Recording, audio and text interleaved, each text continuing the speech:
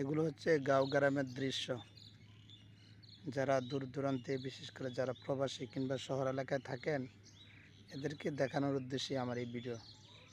যারা গাঁও গ্রামের একেবারেই গাঁও গ্রামের আগের দৃশ্যগুলো দেখতে চান, এদের জন্যই আমার এই ভিডিওগুলো সংগ্রহ করে রাখা বা শেয়ারের মাধ্যমে আপনাদের মাঝে ছড়িয়ে দেওয়ার উদ্দেশ্য এটাই।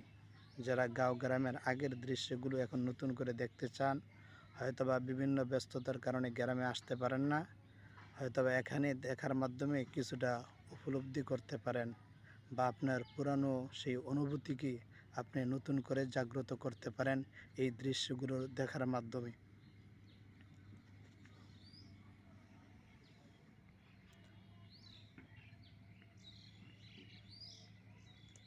গাঁও গ্রামের আসলে পরিবেশ একেবারেই নীরব, নিস্তব্ধ।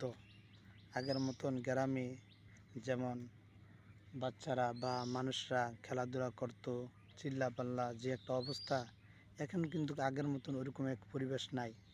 প্রত্যেকের কর্মজীবনে চলে গেছে বা গাঁও গ্রাম কিন্তু এখন মোটামুটি বলতে গেলে একেবারেই নীরব, নিস্তব্ধ।